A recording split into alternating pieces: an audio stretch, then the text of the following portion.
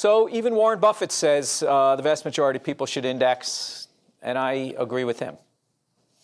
So are there any questions, or do I have any time? Then again, Warren Buffett doesn't index, and neither do I. So I thought I'd tell you why. And then maybe you'll have some more information to decide for yourself what makes sense for you.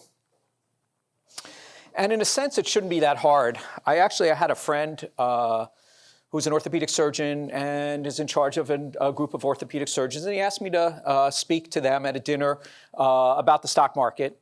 And I said, okay, these are smart, educated guys. They can understand this stuff. And I spoke for about 35 minutes explaining how the stock market worked and everything else. And then I started getting questions along the lines of, oil went down $2 yesterday, what should I do? Or market was up 2% yesterday, what do I do about that? So my interpretation of those questions was I had just crashed and burned.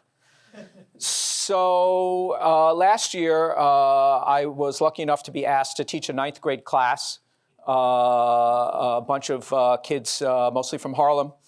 And I had just sort of crashed and burned with the orthopedic surgeons, and I didn't want to do that with the kids. And so I started to try to think of what could I do to explain the stock market a little bit better.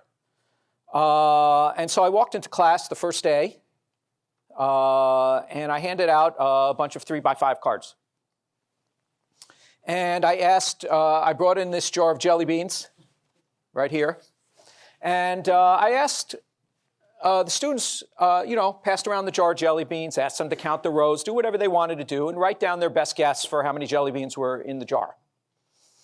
Collected the 3x5 cards. Then I went around the room one by one to each one of the kids in the room. And I said, listen, you can keep your guess, you can change your guess, that's up to you. And I went one by one around the room, asked people how many, and wrote down the various guesses. So it turned out the average of the guesses for the 3x5 cards was 1,771 jelly beans. There are 1,776 jelly beans in the jar, so that was pretty good. The guess when I went around the room, that was 850 jelly beans. And I explained to them that the stock market's actually the second guess. Okay, because everyone knows what they just read in the paper, what the guy next to them said, what they saw in the news, and are influenced by everything around them. And that was the second guess, and that's the stock market. The cold calculating guess, when they were counting rows and trying to figure out what was going on, that's actually was the better guess. That's not the stock market, but that's where I see our opportunity.